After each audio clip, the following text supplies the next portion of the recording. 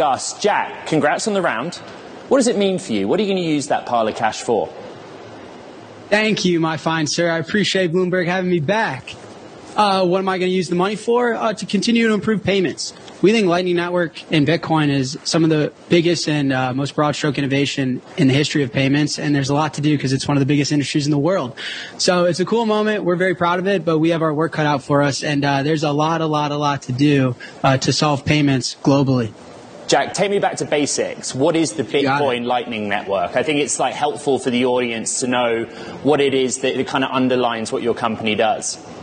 Yeah, so we're going to keep it simple, stupid. The Lightning Network allows Bitcoin to move instantaneously and at relatively no cost.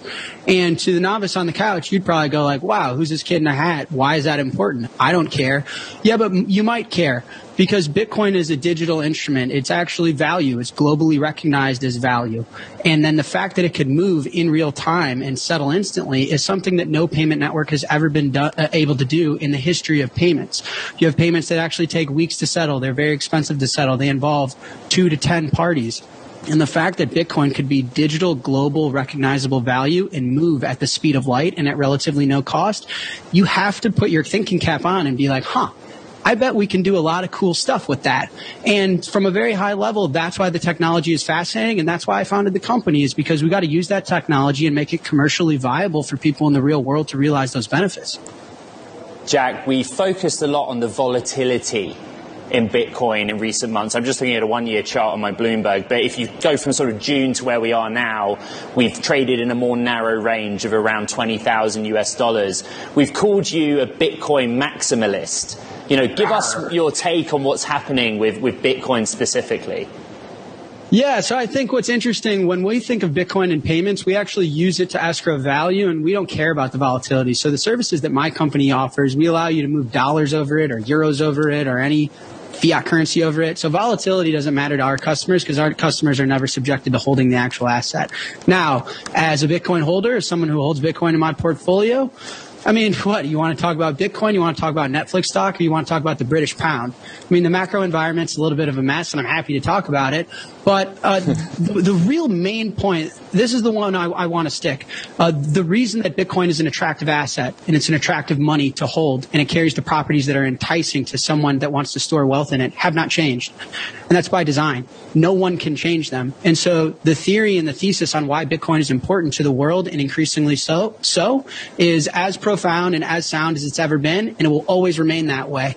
And so I think Bitcoin's got nothing but time on its side. And as the macro environment kind of continues to play a game of Twista and figure itself out, Bitcoin's going to do its thing. It's very simple supply-demand metrics when you know that the supply is fixed and demand's the only thing that sets the price. So, Jack, Bitcoin's going to do its thing. I think, the other consideration we're always focused on are the regulators. And thankfully, Fed Chair Jerome Powell's been speaking about crypto. Let's have a listen.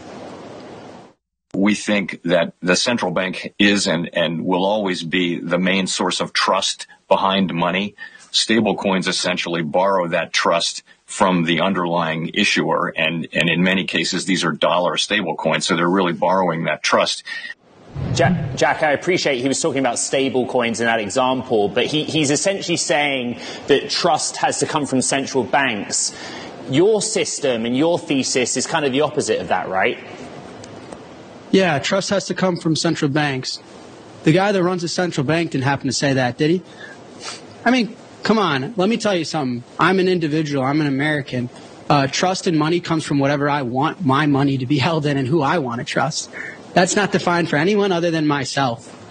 Is democracy. I appreciate the comment, Mr. Powell, but I'm going to decide who I trust and what assets I want to hold, unless that's all of a sudden illegal or now is frowned upon. So, no, that's my take. Listen, I like a system that's bounded to the physical realities of the world. Money cannot just be created out of thin air. Creating money cannot be free. What do I want the cost to create money? I really like a natural resources that's bound to the physical world, like energy. Right. I think that that's an awesome way to understand who gets to create money, the expense to which and create it, and a programmatic adjustment in a distributed network to see how hard it is. So I don't know. I mean, call me crazy. I prefer something like that.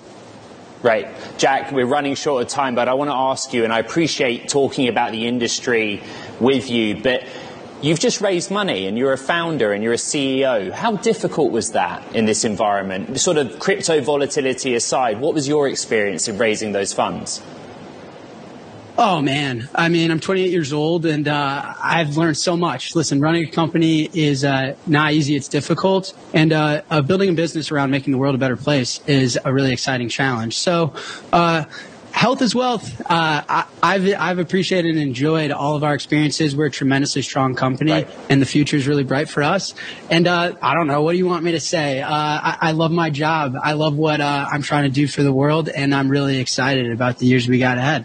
All right. Well, we're grateful to have you on. Strike founder and CEO Jack Mallers, thank you very much. I didn't curse. You're welcome. Coming up, Southeast Asia.